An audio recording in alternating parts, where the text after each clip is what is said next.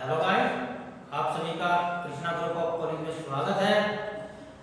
हमारा जो बीएड 2 वर्षीय प्रोग्राम है, हम आज की अपनी इस वीडियो में बीएड सेकेंड ईयर में अध्ययन कर रहे हैं। जो हमारे ऑप्शनल पेपर होते हैं उनमें हमारे पेपर का नाम है पर्यावरण शिक्षा, एनवायरनमेंट एजुकेशन। सो गाइस, हम आज अपनी पर्यावरण शिक्षा के अंतर्गत नए टॉपिक पर अध्ययन कर रहे हैं। हमारा जो आज का टॉपिक है वह है भौगोलिक तथा सांस्कृतिक पर्यावरण में अंतर। हम ये जानेंगे हमारा जो पर्यावरण होता है वह भौगोलिक भी होता है और सांस्कृतिक भी होता है। इन दोनों पर्यावरणों में क्या अंतर है, हम अपनी इस टॉपिक के अंतर्गत आज देखते हैं। सबसे पहले भौगोलिक पर्यावरण।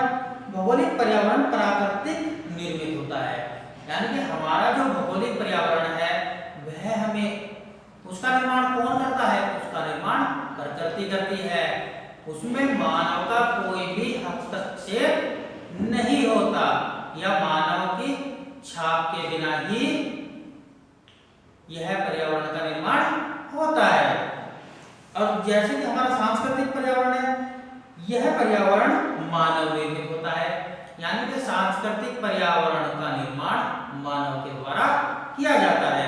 इसमें प्रकृति के जो तत्व है उनमें मानव फेरबदल कर नया पर्यावरण का निर्माण करता है।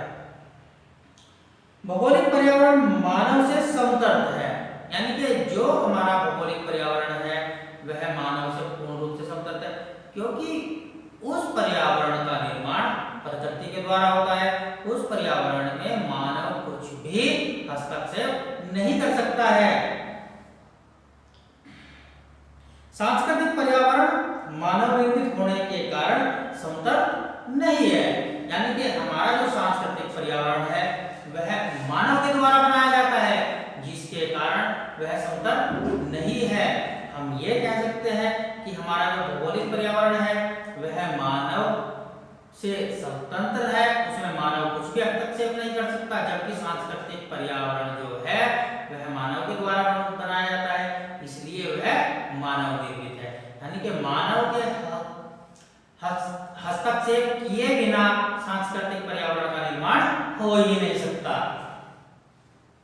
फिर हमारा नेक्स्ट पॉइंट आता है भौगोलिक पर्यावरण के अंतर्गत जल, वायु, आकाश, सूर्य, चंद्रमा आदि आते हैं।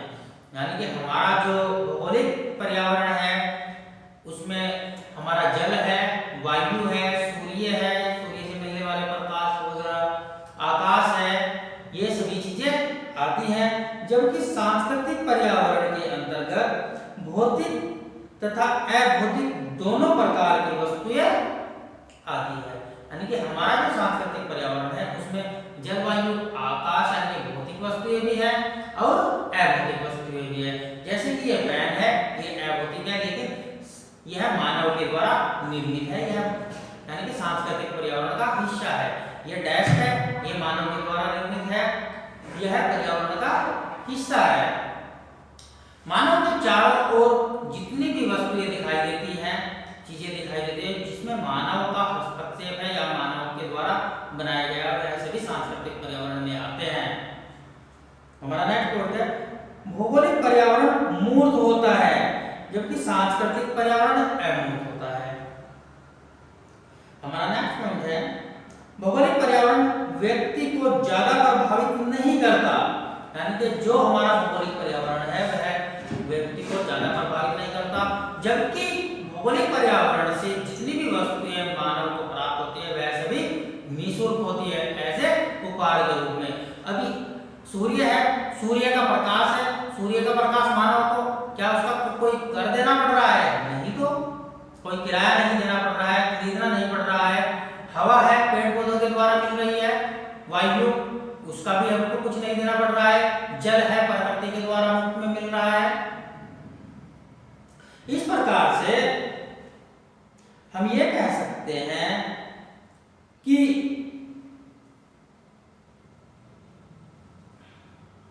और और ये मान लीजिए कि इन सब चीजों की व्यक्ति वैल्यू भी नहीं समझता, यानी कि जब किसी चीज का मूल्य नहीं देना पड़ रहा है तो उसकी वैल्यू नहीं समझता, जबकि सांस्कृतिक पर्यावरण भौगोलिक पर्यावरण की अपेक्षा मनुष्यों को ज्यादा प्रभावित करता है, क्योंकि क्या है, मानव अपने स्वार्थ के लिए अलग अलग चीजों का निर्माण कर रहा है, भव्य भवनों का निर्माण कर रहा है। आज हमने देखा होगा कि रोडों पर एक से बढ़कर एक गाड़ियां चल रही है, उनका निर्माण कर रहा है, जो कि एक आकर्षण का केंद्र है। बहुत बड़ी बड़ी इमारतें हैं, आकर्षण का केंद्र बनी हुई हैं। इसलिए जो सांस्कृतिक पर्यावरण होता है वह मानव को भौगोलिक यानी कि भौतिक पर्यावरण की अपेक्षा अधिक प्रभावित करता है। हमारा नेक्स्ट पॉइंट है, भौगोलिक पर्यावरण में परिवर्तन कम पाया जाता है, यानी कि जो हमारा भौगोलिक पर्यावरण है उसमें हम बहुत कम मात्रा में परिवर्तन कर सकते हैं, यानी कि हम तो कर ही नहीं सकते, जो भी कुछ करेगी प्रकृति ही करेगी, लेकिन वह परिवर्तन भी कम होता है। जबकि सांस्कृतिक पर्यावरण में समय के साथ साथ परिवर्तन होते रहते हैं। हमारा जो सांस्कृतिक पर्यावरण है उसमें जैसे जैसे समय बढ़ता चला जाता है उस हिसाब से परिवर्तन होते रहते हैं। पहले जो कुर्सियां थी ये देखो किस प्रकार से बनती थी, आज नए नए डिजाइन की कुर्सियां आ गई है। पहले जो हमारे घरों में गेट बनते थे, यानी कि मकानों का निर्माण ले लीजिए, पहले क्या था, मकान किस प्रकार से कच्चे थे, मिट्टी के थे, उन पर लिपाई यानी कि हाथ से ही रंग वगैरह कर दिया जाता था औरतों के द्वारा। लेकिन आज क्या है, आज ईंटों के सीमेंट के मकान आ गए हैं, उनके टाइलों का निर्माण कर दिया गया है, पेंट का भी झंझट खत्म, अब सारे मकान पर टाइलें लगवा दी जाए, पेंट का भी काम खत्म हो गया, बस साल 2 साल में उनको कपड़े से साफ किया और हो गया, नई चमक आ गई। पहले गाड़ियां कैसी थी और आज कैसी है, इसीलिए समय के साथ साथ सांस्कृतिक पर्यावरण की जो वस्तुएं हैं उनमें परिवर्तन होता रहता है, यानी कि समय की मांग के अनुसार उनमें जैसी समय की मांग होगी ऐसे उसी हिसाब से परिवर्तन किए जा सकते हैं। भौगोलिक पर्यावरण अति प्राचीन है क्योंकि मानव जीवन से पूर्व भी इसका अस्तित्व था। सांस्कृतिक पर्यावरण मानव निर्मित होने के कारण ज्यादा प्राचीन नहीं है। हमारा जो भौतिक पर्यावरण है वह बहुत ही पुराना है, प्राचीन है, क्योंकि मानव से पहले भी, जब मानव इस धरती पर पैदा हुए या मानव का अस्तित्व हुआ, उससे पहले भी जो हमारा भौगोलिक पर्यावरण है वह मौजूद था, क्योंकि सूर्य था, वायु भी थी, जल भी था, सब कुछ मानव के अस्तित्व से पहले भी मौजूद थे। जबकि हमारा जो सांस्कृतिक पर्यावरण है वह इतना प्राचीन नहीं है, क्योंकि मानव ने इस धरती पर जैसे जैसे मानव का अस्तित्व हुआ उसके बाद ही वह चीजों का निर्माण करने लगा, या ये कह सकते हैं कि सांस्कृतिक पर्यावरण का निर्माण करने लगा। हमारा नेक्स्ट पॉइंट है, भौगोलिक पर्यावरण में परिवर्तन की गति मंद होती है, यानी कि जो हमारा भौगोलिक पर्यावरण है उसके अंतर्गत जो पर्यावरण परिवर्तन होता है उसकी जो परिवर्तन होने की जो स्पीड है, गति है, वह बहुत कम होती है, धीरे धीरे से परिवर्तन होता है। जबकि सांस्कृतिक पर्यावरण में समय के साथ परिवर्तन होते रहते हैं, यानी कि जैसे ही समय की मांग कुछ हो रही एकदम से परिवर्तन कर दिए। हमारा भौगोलिक पर्यावरण अपेक्षाकृत अस्थायी होता है। सांस्कृतिक पर्यावरण में भौगोलिक पर्यावरण की अपेक्षा अस्थायित्व कम पाया जाता है, यानी कि हमारा जो भौगोलिक पर्यावरण है वह अस्थायी होता है। सूर्य है अस्थायी है, परमानेंट, जहां से निकलना है, जहां पर छिपना है, ऐसी ही प्रक्रिया चलती रहती है। वायु है अपने स्तर से बह रही है, जल है, जल की मात्रा कभी घट जाती है कभी बढ़ जाती है, लेकिन मिल रहा है। लेकिन जो हमारा सांस्कृतिक पर्यावरण है उसमें जैसा जैसा आदमी की डिमांड होगी, मांग होगी, उसके हिसाब से वह चलता रहता है। उसकी अपेक्षा यह यानी कि भौगोलिक पर्यावरण की अपेक्षा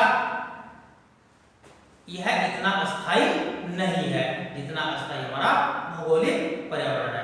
सो गाइस, हमारा भौगोलिक तथा सांस्कृतिक पर्यावरण में अंतर का जो टॉपिक था वह पूरा हो चुका है। हम अपने नए टॉपिक के साथ नए वीडियो में आपसे दोबारा मिलते हैं, तब तक के लिए धन्यवाद।